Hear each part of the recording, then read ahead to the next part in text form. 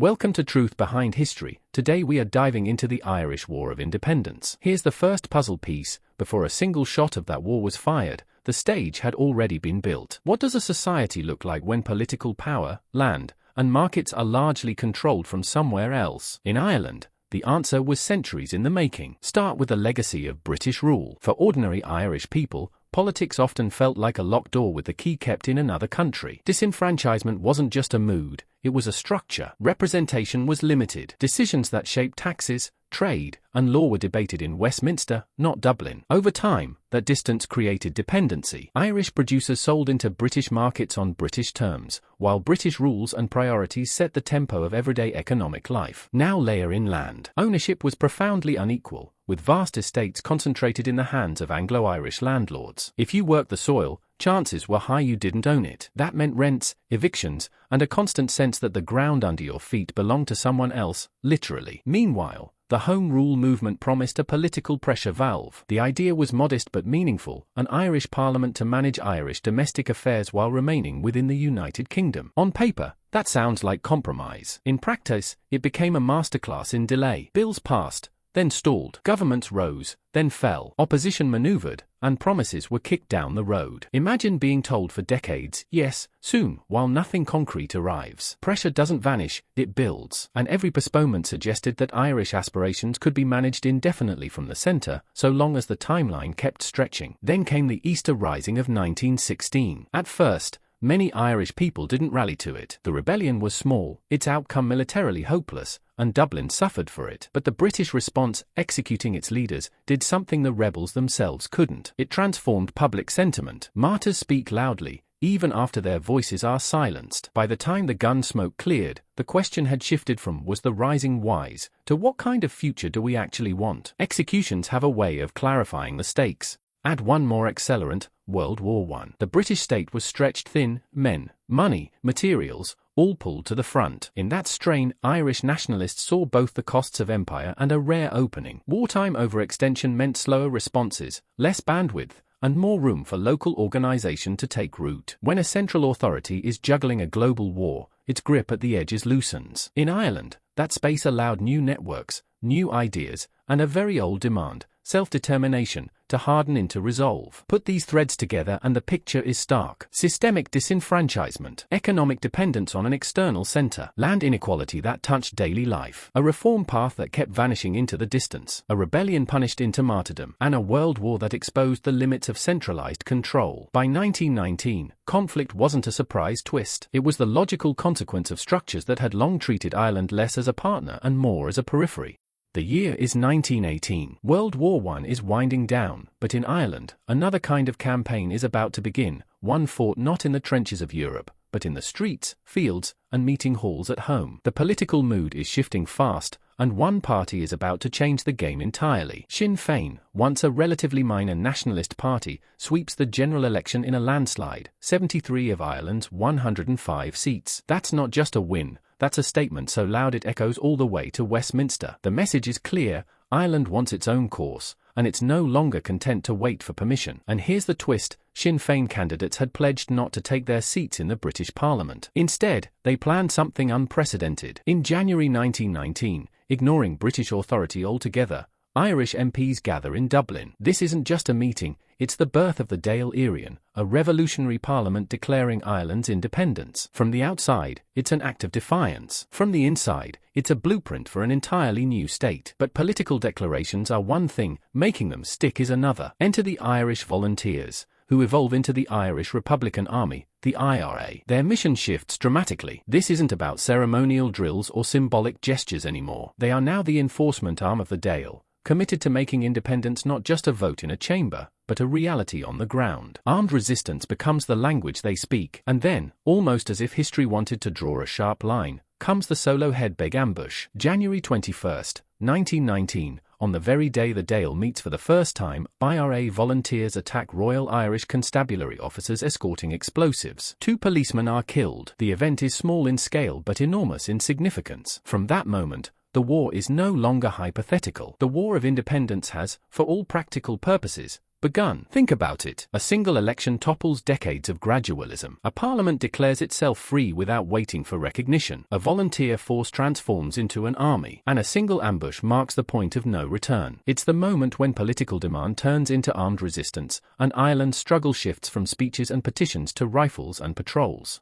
Once the war begins, the IRA knows they cannot meet the British head-on in open battle. The British Empire is a global military giant. Ireland's advantage isn't in numbers or heavy artillery, it's in knowing the terrain, blending with the population, and striking when the enemy least expects it. That's where guerrilla warfare comes in. One of the most effective tools in this strategy is the flying column. These are small, highly mobile units that can appear, hit hard, and disappear before reinforcements arrive. Picture a squad slipping through hedgerows at dawn, attacking a police barracks, then vanishing into the countryside before the British even know where to look. They target supply routes, disrupt convoys, and make every movement for the British a gamble. The goal isn't to hold territory, it's to make the cost of holding it unbearably high. But firepower alone isn't enough. Michael Collins, the IRA's Director of Intelligence, build something that's arguably even more dangerous to British control, an intelligence network so extensive it reaches into the very offices and social circles of British administration. His handpicked group, known simply as the Squad, hunts down British spies and informers,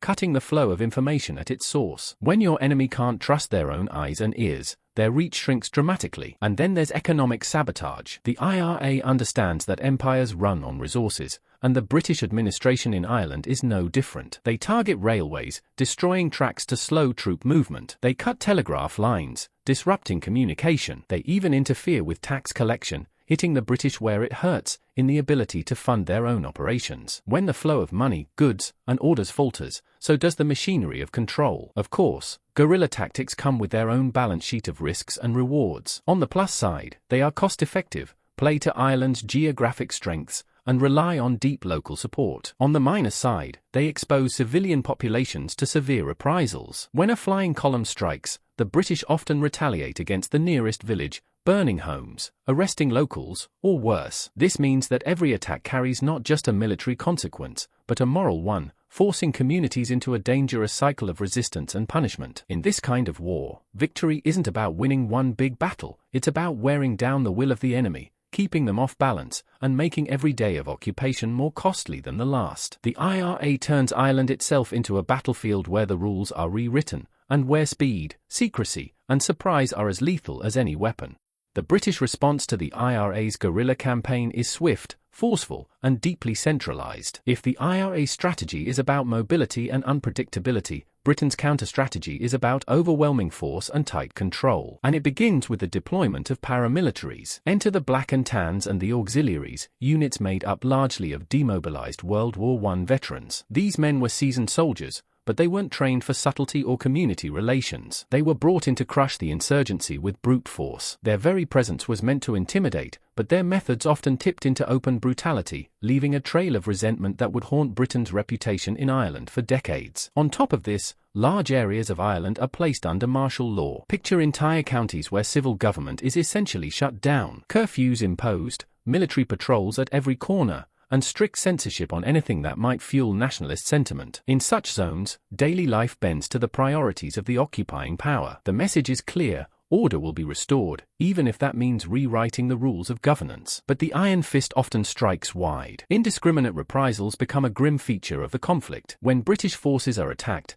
they frequently retaliate not only against combatants, but also against civilians and property, burning homes, destroying businesses, and arresting people with little regard for evidence. These actions might have been intended to deter resistance, but they also chipped away at the British claim to legitimacy, both in Ireland and abroad. And then there's the economic strain. Running a vast counterinsurgency isn't cheap, especially in a country already facing post-World War I austerity. Every patrol, every supply shipment, every troop deployment drains the treasury. The longer the conflict drags on, the harder it becomes to justify the cost in both pounds and political will. In trying to stamp out the flames of rebellion, Britain inadvertently fans them. The harshness of the measures deepens local resistance, the reprisals swell nationalist ranks, and the economic burden begins to weigh heavily on a nation still recovering from a global war. Centralized power can project strength, but in Ireland, it also exposed the limits of force as a political solution. War isn't just fought with bullets and barricades, it seeps into the soil, the markets, and the everyday rhythm of life. In Ireland's War of Independence, the economic and social costs didn't just scar the present, they shaped the future. Start with agriculture, the backbone of Ireland's economy. Farms were raided, crops burned, and livestock stolen or slaughtered. For many rural communities, the land was not just a livelihood but a lifeline, and when that lifeline was cut, hunger and uncertainty followed. Damaged fields meant smaller harvests, and smaller harvests meant higher prices in markets already under strain. Infrastructure suffered as well. Railways, the arteries of transport, were frequent targets of IRA sabotage and British countermeasures. Destroyed tracks and burned stations slowed the movement of goods, mail, and people, choking the flow of commerce. Bridges were blown, roads blocked, and telegraph lines severed. Every delay meant lost income for traders and longer shortages for households. Civilians paid a high price in displacement. Villages caught in the crossfire, or punished in reprisals, saw families driven from their homes. Entire communities lived with the constant threat of raids, curfews, and sudden violence. For some, home became a shifting concept, any place where they might be safe for the night. The toll wasn't just local. For Britain, the war was an economic drain at the worst possible moment. The empire was still recovering from the colossal debts of World War I. Every troop movement, every new paramilitary deployment, every destroyed building that needed repairing, these all pulled from a treasury already stretched thin. Inflation, rationing, and tax burdens back in Britain made the war increasingly unpopular at home. And then there's the less tangible cost, the erosion of governance norms. When martial law replaces civil authority, when reprisals blur the line between justice and vengeance, something shifts in the social contract. Ordinary people lose faith not only in the occupier's system, but often in the very idea of impartial rule. That loss of trust doesn't vanish with a peace treaty, it lingers, coloring politics for generations. In the end, the War of Independence wasn't just a clash of armies. It was a slow grind that wore down economies, frayed communities, and tested the resilience of a people. The battlefield was everywhere: fields, roads, markets, and living rooms, and everyone, in one way or another, was forced to pay. By 1921, both sides were exhausted. The IRA had stretched the British thin, but they were also feeling the strain themselves: limited weapons, constant risk, and communities weary from years of reprisals. Britain, meanwhile, was bleeding money and political capital. Something had to give, and the result was a truce. The truce was more than a pause in the fighting, it was an admission that neither side could achieve a decisive military victory without paying an unacceptable price. It opened the door to negotiations that would produce the Anglo-Irish Treaty, a document that was part breakthrough, part compromise, and part ticking time bomb. The treaty recognized the Irish Free State as a self-governing dominion within the British Commonwealth, similar in status to Canada or Australia. That meant a parliament in Dublin, control over domestic affairs, and the symbolic end of direct British rule for most of Ireland. But it came with strings attached. Partition was one of the biggest. The 6 counties of Northern Ireland would remain part of the United Kingdom. For many nationalists, this was a bitter pill, a permanent reminder that the dream of a fully united Ireland was still out of reach. The treaty also required members of the new Irish Parliament to swear an oath of allegiance to the British monarch, a clause that felt like a betrayal to those who had fought for complete independence. From Britain's perspective, the deal was a cost-benefit calculation. The war in Ireland had become a drain they could no longer justify,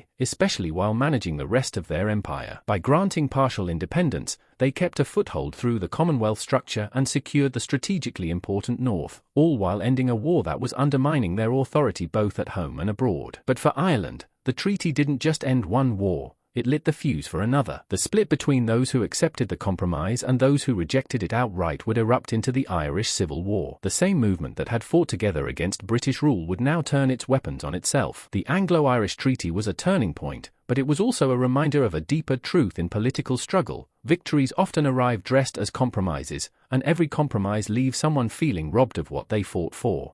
The Irish War of Independence didn't just reshape Ireland, it sent ripples far beyond its shores. Across the world, anti-colonial movements were taking note. Here was a small nation that had gone toe-to-toe with one of the most powerful empires in history and forced it to negotiate. It showed that decentralized resistance, when combined with political organization, could challenge even the largest centralized powers. The lessons were not lost on others. In India, in Africa, in Southeast Asia, nationalist leaders studied Ireland's mix of political and military strategy. They saw how local knowledge, community support, and targeted strikes could level the playing field against forces with far greater resources. The IRA's use of flying columns and intelligence networks became a kind of template for resistance in other parts of the world. But the legacy is more than military tactics. The war revealed how economic leverage can be as decisive as any battle, disrupting supply lines, undermining tax collection, and raising the cost of occupation showed that empires are not invincible. They are vulnerable where their systems are stretched, inefficient, or dependent on compliance. Morally, the conflict leaves a complicated inheritance. The fight for independence inspired pride and unity, but it also left deep scars, divisions that would resurface in the Civil War, and later in the Troubles of Northern Ireland. It's a reminder that freedom won is not freedom secured. The political and social work continues long after the shooting stops. And there's a broader, more timeless lesson. Centralized systems, whether political or economic, can project power for a long time, but when they fail to adapt to local needs, they invite resistance. Sometimes that resistance is political, sometimes it's armed, and sometimes it's both. The Irish experience showed the world that even the mightiest powers have limits, and that those limits often become visible when ordinary people decide they've had enough. Today, the echoes of that struggle still matter. They're in debates about sovereignty, in movements for self-determination, and in the ongoing question of how much power should be held at the center versus in the hands of the people it governs. If you've enjoyed this deep dive into history, make sure to like, comment, and subscribe for more thoughtful and entertaining explorations. And if you want to dig even deeper into the stories they'd rather you forget, check out my book, History They Tried to Erase. There's a link in the description. Until next time, keep questioning, keep learning, and remember, history always has more to say.